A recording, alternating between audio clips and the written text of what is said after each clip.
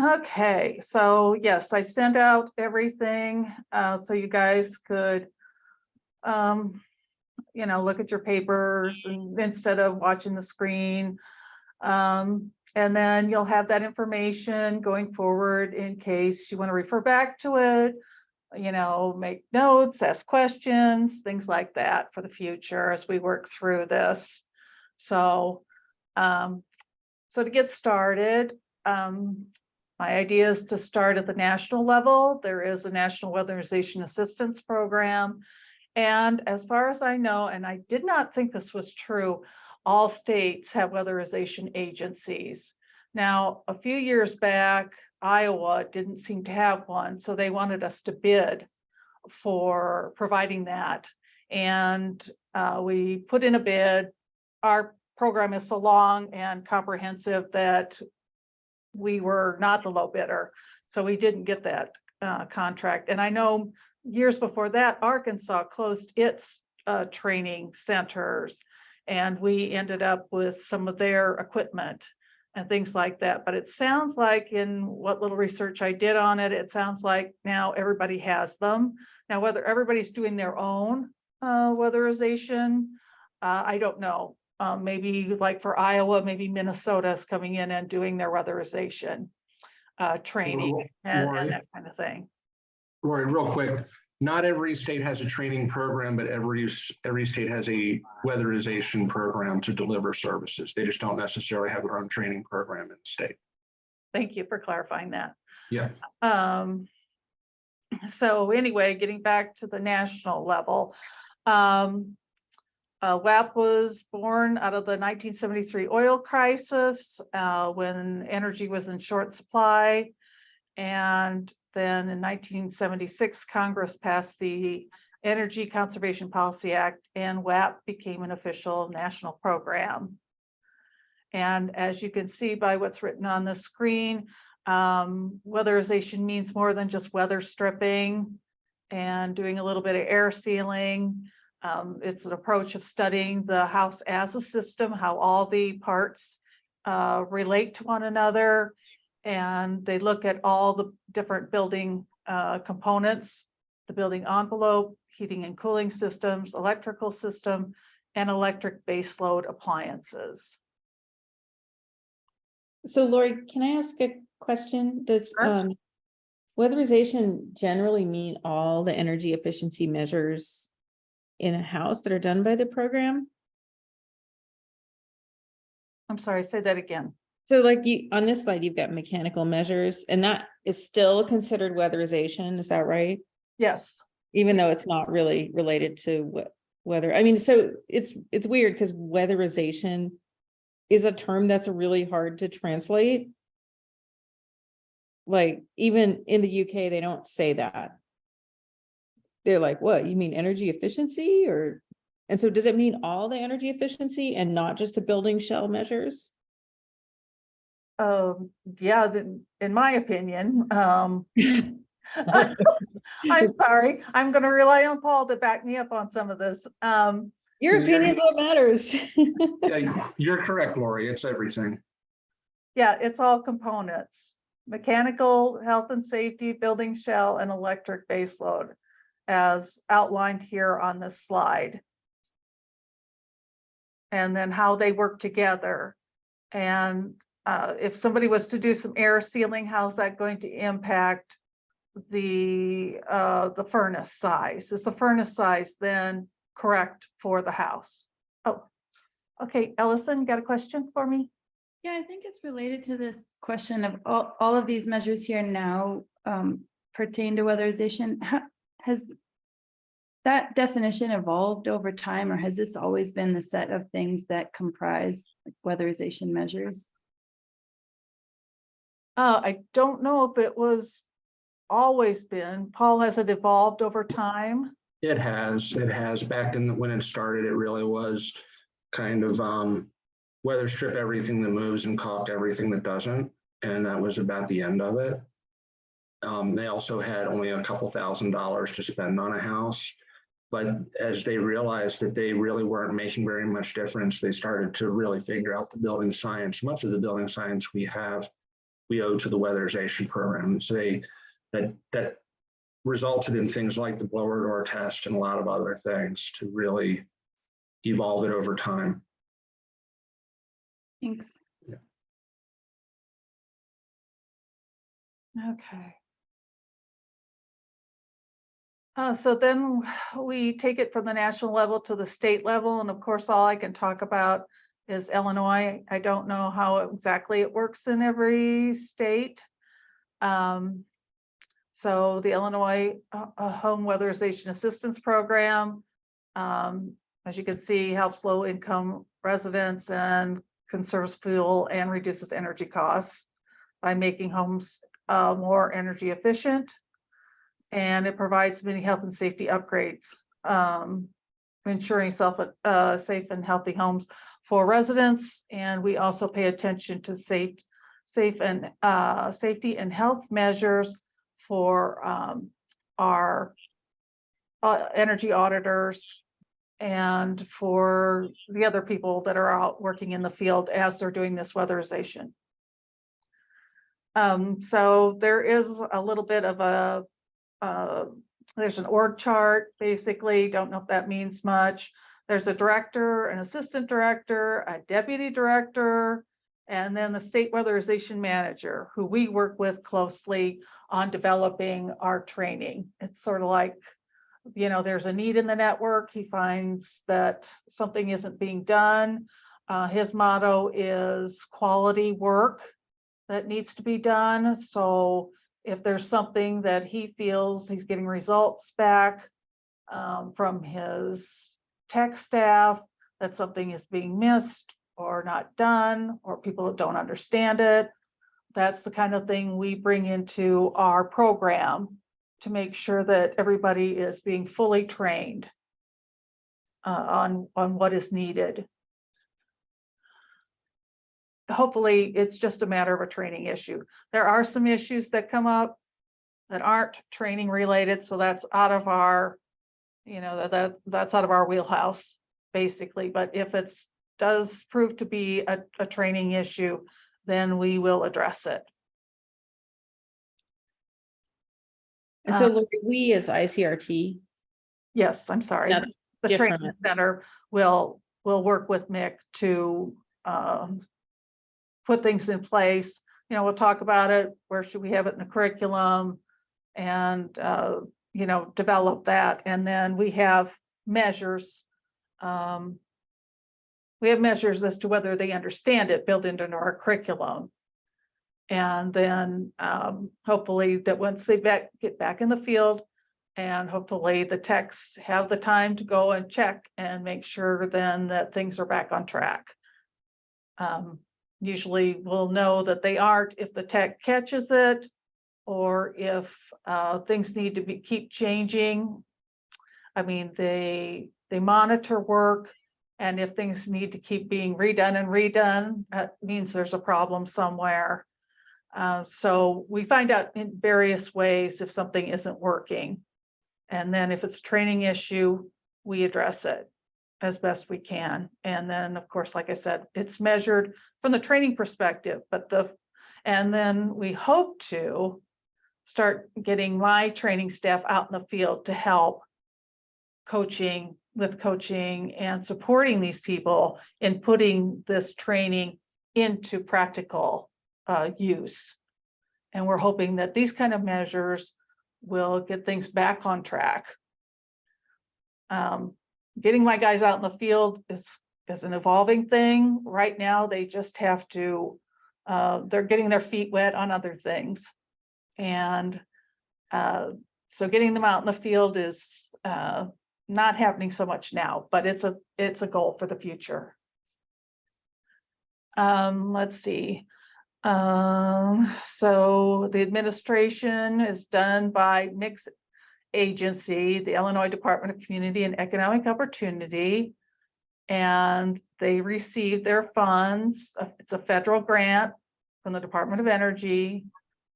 And then they distribute that funding along with other funds they get from Health and Human Services and Illinois state funds. It's called braided funding. It sounds very confusing, No, I don't know the specifics of that, and I don't want to know. And so they do their formula thing and they distribute the money out to the agencies. Because there's a big pot of money that comes down from the feds and some other money that comes from other places, and then they give it to the agencies. That's my understanding.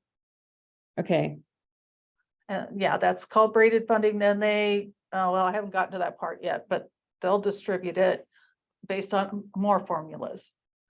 So, oh, sorry, Allison. Yeah, go ahead. No, that's okay. I think a question on the funding, the braided funding piece. I was curious just how much that's changed, like after that first big influx of ERA funding in the 2008-9, did all of the policies in place for how funding gets distributed, did they get disrupted in that time, or has this system been in place and the way things get distributed been in place for a longer period of time? Well, Paul's been here longer than me and knows more about that, but I'm going to say that it did get disrupted, that a lot of those funds eventually went away, and there was a lot of downsizing then. And I don't know about, whether there was a different formula for distribution. And now we're trying to ramp up again. We'll get money from the BIL. So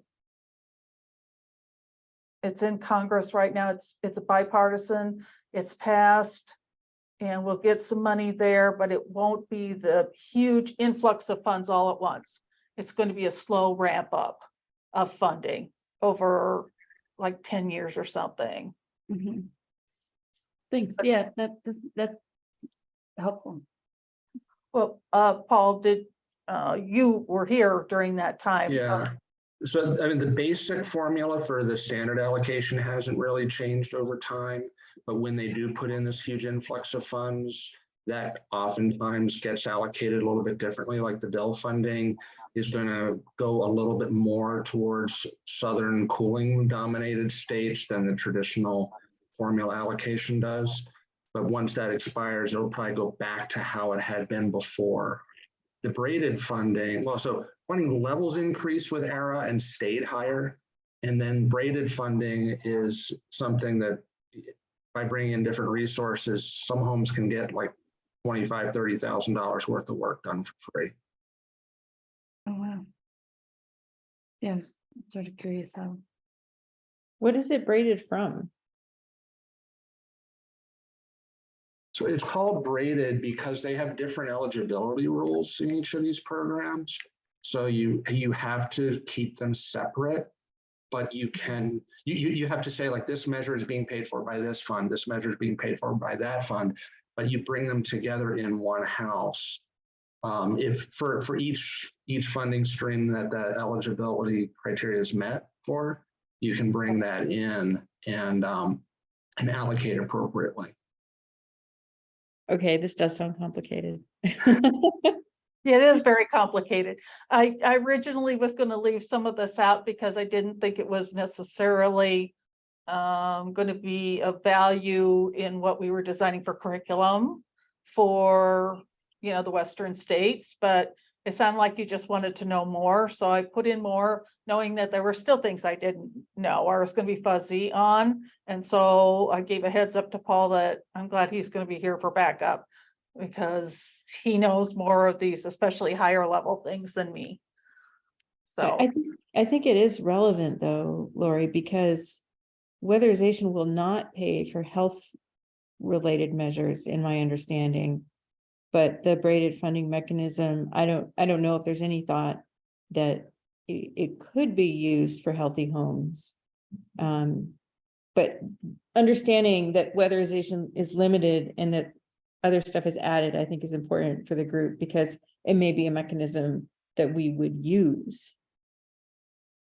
okay, yeah, I don't know if that braided funding is, it would make sense if it was used in every state. Whether it is, I don't know that. So I was gonna say, like, I know that the Green and Healthy Homes Initiative braided funding is like one of their main tenants. So like when they do the trainings with city governments and health departments, that's one of the major things they emphasize so that they can tie together healthy homes initiatives with energy efficiency programs. And I'll just add, some of the DOE review panels that I've served on now seem to really prioritize the evidence for braided funding. And I didn't really know what it was before I reviewed. I had to read up on it. Mhm. Okay. Awesome, we're all experts now. Go Okay, ahead, Lori. all right, so then we have approximately 30 weatherization agencies around the state. And well, I guess they're agencies, excuse me, they're local administrative agencies. They can have multiple programs running out of them, like, SNAP and different things like that, childcare, things of that nature. But weatherization is one part of their agency program. And, oh, sorry. Some of these, most of these agencies right now, they hire contractors, but some are crew-based, which means that the assessment crew also knows how to do the work of contractors. They hire people to become energy auditors. I'm not positive what they look for. I tried to send out a long time ago a general job description for agencies to use. I'm not sure they use it. People should be coming with at least some kind of construction experience, but I don't know that they are. I heard a long time ago that somebody at the agency was trying to fill a spot, and they talked to somebody and they just plain liked them. And they said, "You're hired." I don't even know what criteria they were looking for. So you get a little bit, we never know what our students are going to be like when they come here. We've had anybody from a high school graduate all the way up to somebody with a master's degree, so I've heard. So we get a whole mix of students, and that makes it a little bit challenging to decide how we're going to design the curriculum and deliver it, because of course we've got different education levels and people learn differently. So that can be a little bit of a challenge, because some people are bored because they already know a lot, and other people, it's just like maybe it's even their first day at the agency. We're coming to our class. They haven't even been at the agency yet working. So they come in and they're very green. So there's a lot of factors that can make it kind of a little more complicated than you might think. So generally people start out as energy auditors, and then through education, experience, and certification, they can move up to be quality control inspectors. And those people check the work of the contractor. So the energy auditor calls for measures, the contractors come in and do the work, and then a QCI at the agency goes and makes sure that things were done properly. And then, yes. Generally, the work that the energy assessor has gathered up, all the notes and pictures, and well, not the pictures, and they have it in the file. But the data they collected, they put it into WeatherWorks, and then that spits out a work order for the contractor. So there's three visits to the house: an audit, a contractor, and then a quality control. Yes, And that person has to make appointments for all of those. yes. They have to work with the client to make sure that they can go in and do that. But the energy auditor has generally, in my opinion, has the most contact with the client, and they set up the expectations and things like that. And so there's been times, as I've seen, where the contractor was called back a few times to correct something. So contractors might end up having a little bit more contact with the homeowners, but I'd say that if there's going to be any complaints, they probably go back to the agency, probably get back to the energy auditor or the QCI at the agency. Okay, but my point is, it's not this is a multi-touch point thing. It's not like you call somebody and say, hey, come weatherize my house, and then they come one day and then they leave and it is done. No, it's not like that. Okay, is it? It's several, there's several pieces to it. That's probably jumping ahead a little bit, but people, they find out about the program, they apply, their application is gone over, they're scored as to where they should be in the queue for weatherization. When it's time, when their position comes up in the queue, they're contacted for the assessor to go out. The assessor, as we'll see in the document I made out here, or put out, the audit input document, that'll be used by the energy auditor as they talk to the client. And then they'll put out a work order. The contractor has to make an appointment to go and do the measures. The contractor leaves, then a quality control inspector has to make an appointment to go out and check the work. And they probably, my understanding is they also check with the client to make sure that everything's okay. Yeah, okay, but it's complicated. There's a lot of steps. There are a lot of steps.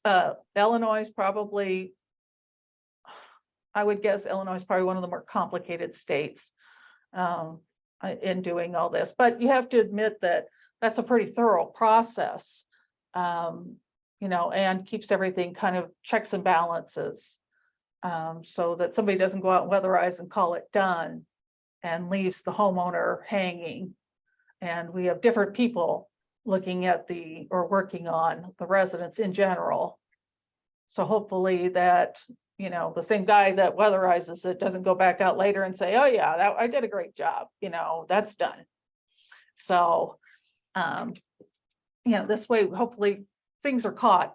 And I've seen some reports where there were some problems and somebody had to keep going back out. Now that's unfortunate, but at least the problems were resolved. So it's about accountability. Right. Yeah. Okay. It's government money, so you got to do a good job. You don't just throw it at this. Yeah. It's supposed to. Can I? Sure, go ahead.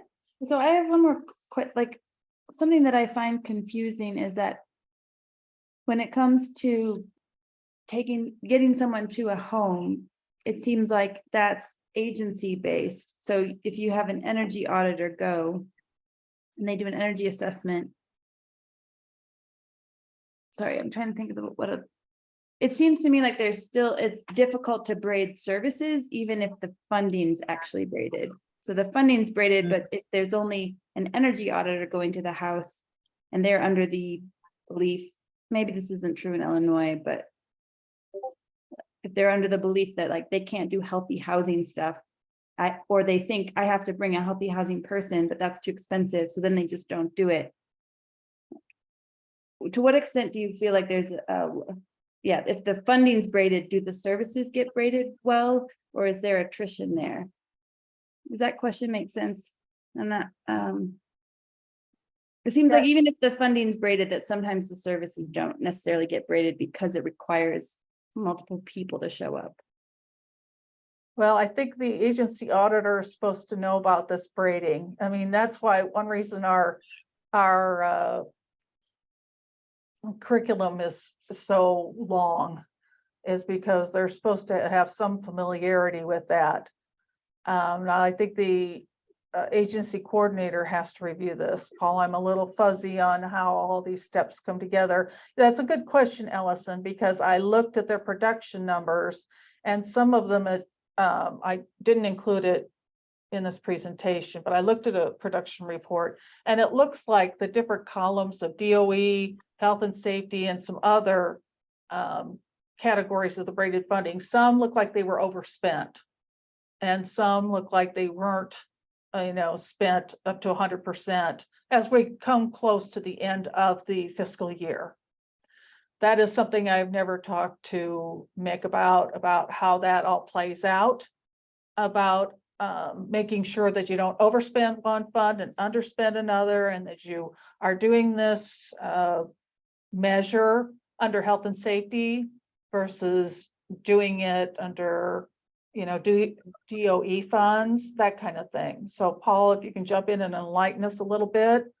So I think one of the things here is that the health and safety measures that are done by almost every agency in the country tend to be kind of brute force, do no harm level, as opposed to healthy home as a system, try to make things better. It's more like make sure that you've got ventilation somehow, make sure that you have CO and smoke alarms, that sort of thing.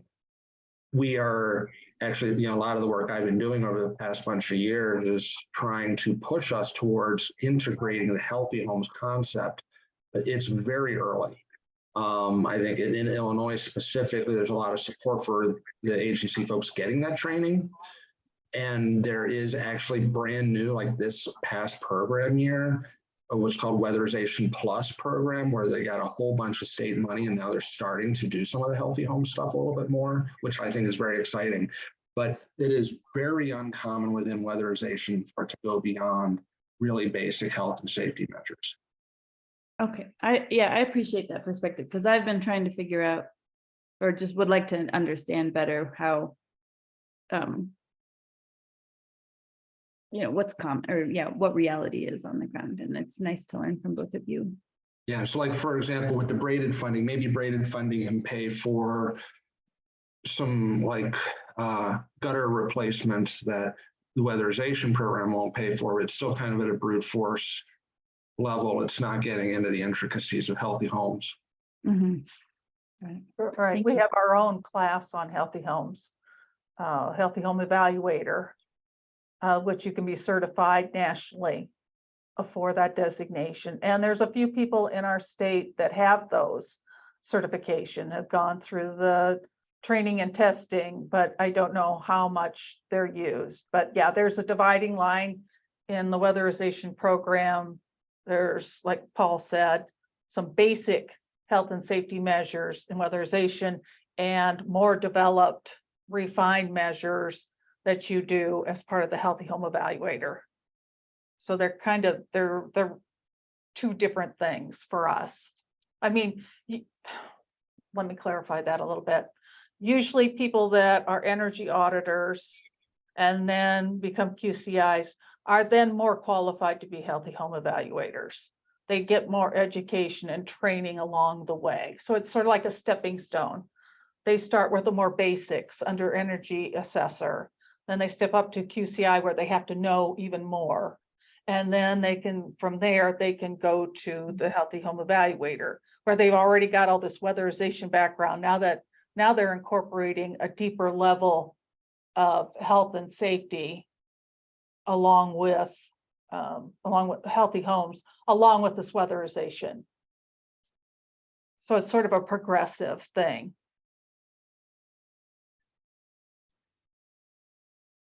Okay, so we have approximately 30 agencies in the state.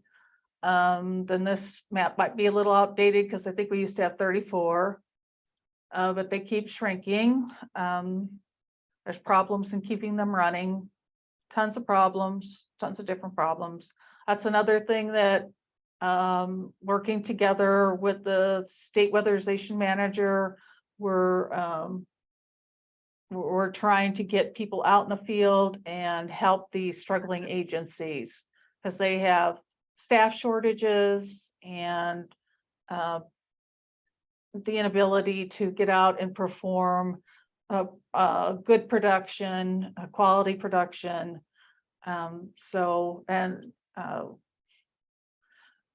well, we're hoping that this will improve, but there's some struggling agencies out there. Mostly people aren't paid well, so they'll come in, they'll get trained, they'll find another job that pays more and they leave. So the training center will be in business for a long time to come. We're always getting new people to train. Okay, so the local agency funding, of course, it is based on the index of need formula, which encompasses all of these things. Number of people at or below 150% of the federal poverty level, number of seniors at or below the federal poverty level, number of disabled people at the poverty level, average heating degree days, and don't ask me to describe what that is. It's very complicated. It's part of our heat transfer class. And average fuel cost. So these are the kinds of things that are taken into account to provide agencies with their amount of money that they get each fiscal year. Okay. So I just pulled this. It's a fair. I have a quick question about Oh, that. sorry, go ahead. Since this is like year over year, is there like a weighting factor based on like past funding or past number of homes served? I don't know that. Okay, I don't think so. okay. You would think if they're not doing anything, they wouldn't get any more money. Well, right, that's Yeah, what I was like, if you you would do the think that. work, then it should have persisting benefits like beyond the year. So I was wondering, like, as they do the work in homes, does that A, show that they're responsible with it, but B, show that maybe the fraction of that population, like the number of people, you know, in these categories are already served households? So anyway, I was just curious. That's a good question. I'm afraid I don't know how they calculate that. Sure, no problem.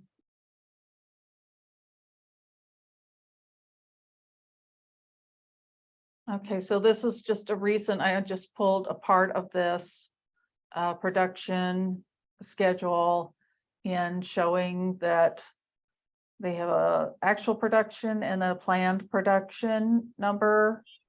And ACETA is our juggernaut agency. So the really big numbers for them in Chicago, that's really not surprising. Usually they're pretty much on task, but they are very well organized. And they, you know, have plenty of people to do plenty of the work, although their training staff does tend to turn over, but they have their own training center and everything. So they tend to do the best year over year.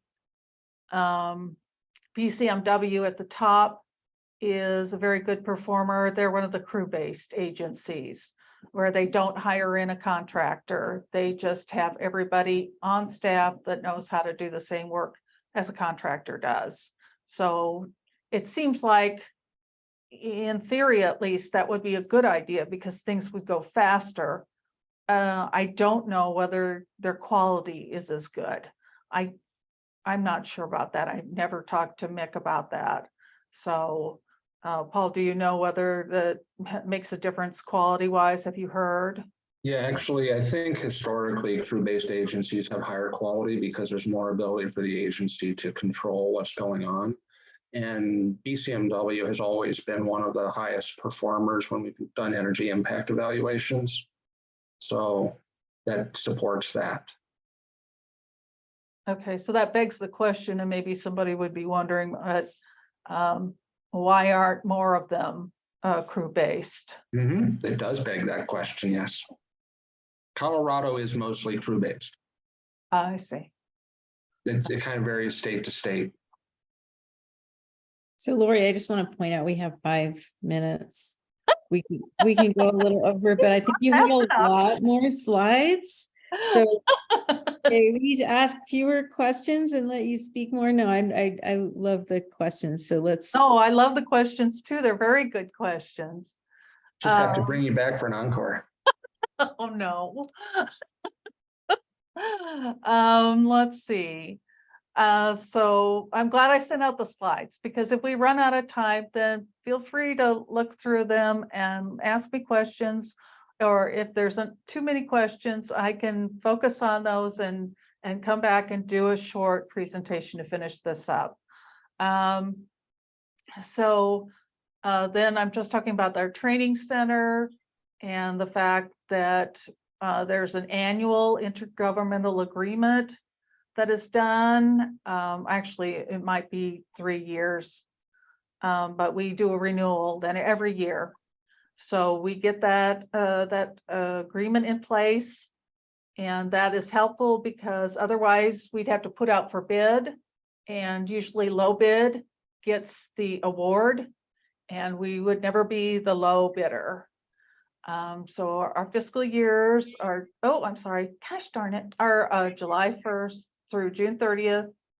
And we have a 10-week curriculum, and we provide training and testing for the energy auditor certification through the Building Performance Institute. And maybe you've heard that through Colorado, that maybe you're the energy auditors certified through the same entity. They are they provide the national certification. And then I would just read the screen of the training certification program. Starts with the basics. That's our first class. And it's really an intro class, just introduces to new staff what the weatherization network is. It provides an overview of what's coming, explains building science basics, introduces the house as a system, which is a really, really important concept, which we try and carry throughout our entire curriculum. It introduces the assessment process and describes what you need to know as an energy auditor.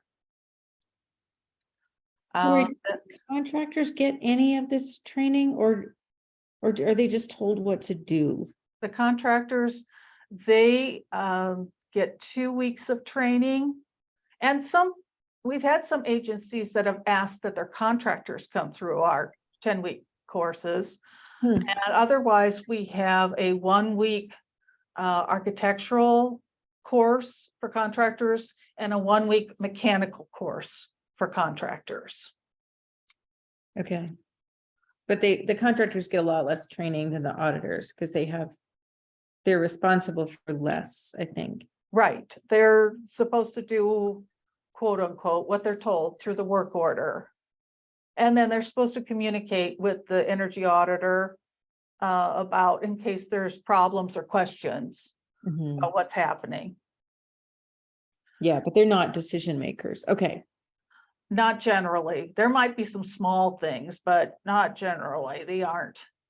Let's see. So then we cover heat transfer, pressure and thermal boundaries, air leakage, pressure differences, and we also teach some soft skills in our curriculum. We found that was something that was needed. And then we talk about common problems and diagnostic tests, which are a big deal, so we go into detail on those.